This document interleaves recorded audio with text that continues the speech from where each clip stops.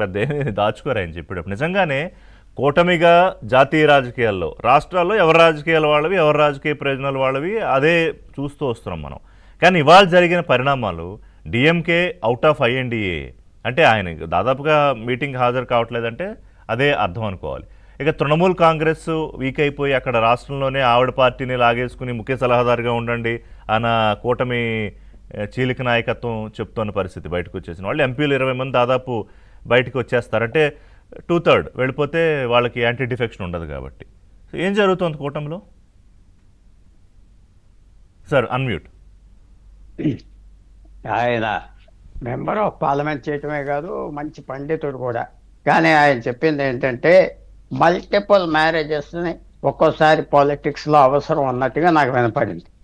మేము వీళ్ళతో ఉన్నాం, వాళ్ళతో కూడా ఉంటాం, ఇంకోళ్ళతో ఉంటాం అని చెప్పడం అవింది. కానీ సమాజం ఒప్పుకోదేమో అనుకుంటాను. అందుకనే ఈ చట్టాలన్నీ ఉన్నాయి.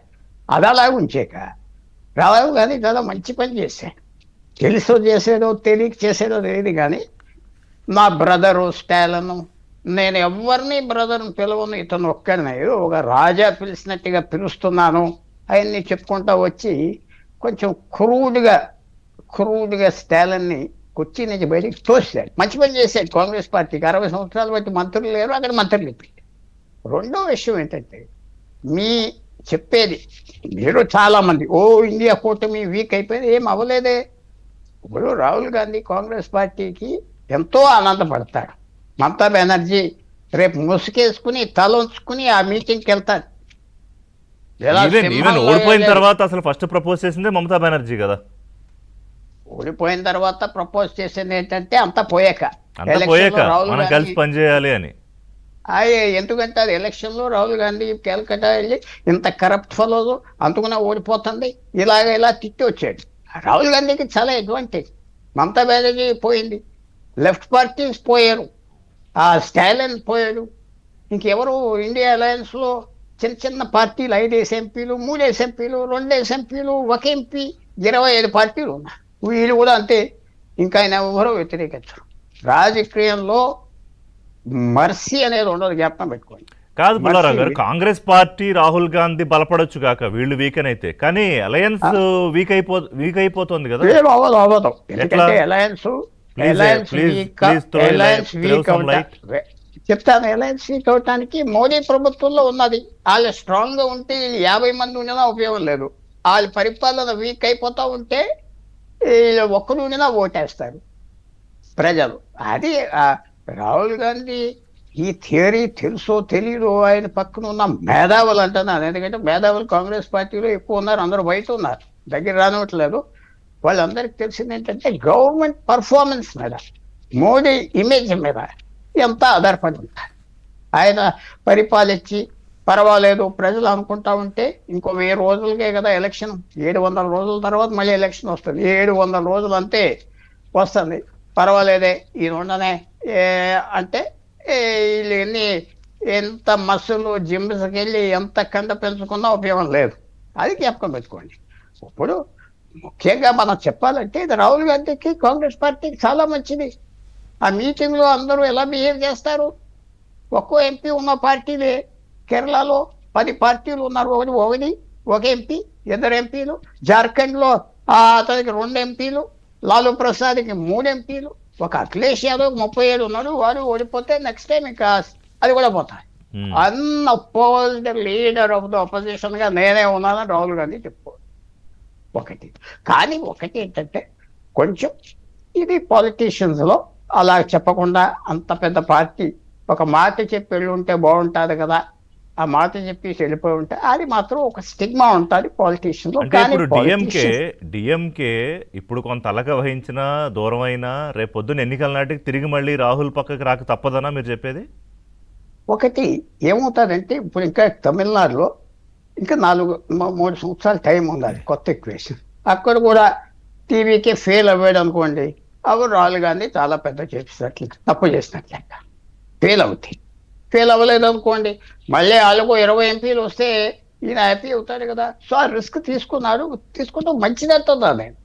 పెద్ద ఏదో ప్రిన్సిపల్స్ ఉన్నట్టుగా నటిస్తే పాలిటిక్స్ లో కరెక్ట్ కాదు కదా. ఏంటి ప్రిన్సిపల్స్? ఎవరికి రాజకీయంలో ప్రిన్సిపల్స్ ఉన్నాయా? ఎక్కడా లేవు. 2000 సంవత్సరాలు బట్టి లేవు. రాజనీతి అంటే అంతే, చాణక్యుడు చెప్పేది అంతే. సో అంతవరకు ఆయన happy with Rahul Gandhi. Power 60 సంవత్సరాల తర్వాత ఇద్దరు కాంగ్రెస్ మినిస్టర్ సెక్రటేరియట్ లో కూర్చున్నారు. 60 సంవత్సరాలు చాలా పెద్ద విషయం. బికాస్ మనం అందరం ఒకనప్పుడు కాదు మీరు ఓన్లీ తమిళనాడు లెన్స్ లోనే ఎందుకు చూస్తున్నారు పుల్లారావు గారు? ఇప్పుడు జాతీయ స్థాయిలో బెంగాల్లో కూడా, బెంగాల్లో మమతా బెనర్జీ రేపు మీటింగ్ వచ్చినప్పుడు ఆ మొహం ఎంత పెద్దగా ఉంటుంది మీకు తెలిసిపోయింది. ఒక్క ఏమంటారు ఆ మాట అనకూడదు. ఎవరో అంతా ఓడిపోయా, రక్షణ ఇవ్వడం వస్తాం, తలుపులు కొట్టి చిన్న కుర్చీ వేస్తారు. నువ్వు ఇంత ఎగిరావు 20 సంవత్సరాలు, 98 కాంగ్రెస్ పార్టీకి వదిలేసి వెళ్ళిపోయావు, ఇవాళ మళ్ళీ వస్తున్నావు. చూపెట్టుకోవచ్చు ఆ కసి, రెవెంజ్ స్వీట్ గా ఉంటుంది.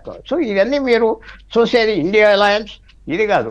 ఒక్కో పార్టీకి ఇప్పుడు మమతా బెనర్జీకి 22 ఎంపీలు ఉన్నారు, 26 దాంట్లో 15 మంది వెళ్ళిపోయారు అనుకోండి. కాదు పుల్లారావు గారు, నా వ్యూకి మీ వ్యూకి మధ్యలో ఉన్న లైన్ ఏంటంటే, నేను చూసే వ్యూ ఏంటంటే, రేపు పొద్దున్న మళ్ళీ పార్లమెంటు సార్వత్రిక ఎన్నికలకు వెళ్ళడానికి గతంలో కలిసిన ఈ పార్టీలన్నీ మోడీని ఓడించడానికి కలిసికట్టుగా వెళ్ళి చతికిల పడ్డాయి.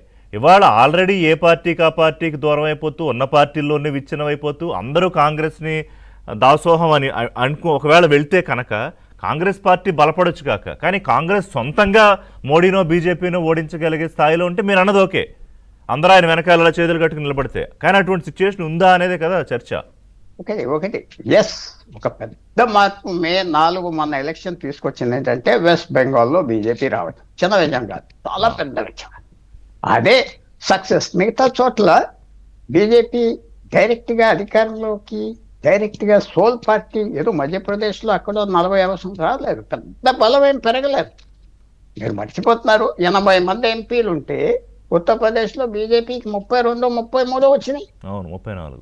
బీహార్లో నితీష్ కుమార్ని డిసెంబర్ 2023లో బయటికి తన్నేసి అవమానం పంపించారు. అతను వాళ్ళ పక్కనే ఉంది, నువ్వు మా ప్రధానమంత్రి అంటే ఇంకో 15 సీట్లు ఉంది వాళ్ళకి.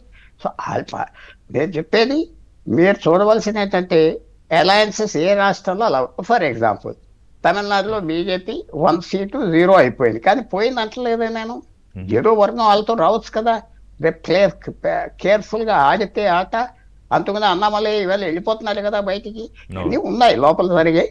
మనం సింపుల్గా మీరు అడిగిన దానికి రాహుల్ గాంధీ మోరల్గా కరెక్ట్ కాదో నేను చెప్పను, కానీ రాజకీయంగా చాలా అసలు నువ్వు బ్రదర్వా పదా గెట్ అవుట్ అన్నాడు. సో పొలిటికల్ గా ఇప్పుడు రాహుల్ గాంధీ గతంలో కన్నా స్ట్రాంగ్ గా ఉన్నాడు అని మీరు అంటున్నారు. స్ట్రాంగ్ గా ఉన్నాడంటే మీ పక్కన కూర్చున్న వాళ్ళందరూ జయంట్స్ నుంచి లిల్లీపుట్స్ అయిపోతే మీ హైట్ పెరిగినట్లకే కదా మీరు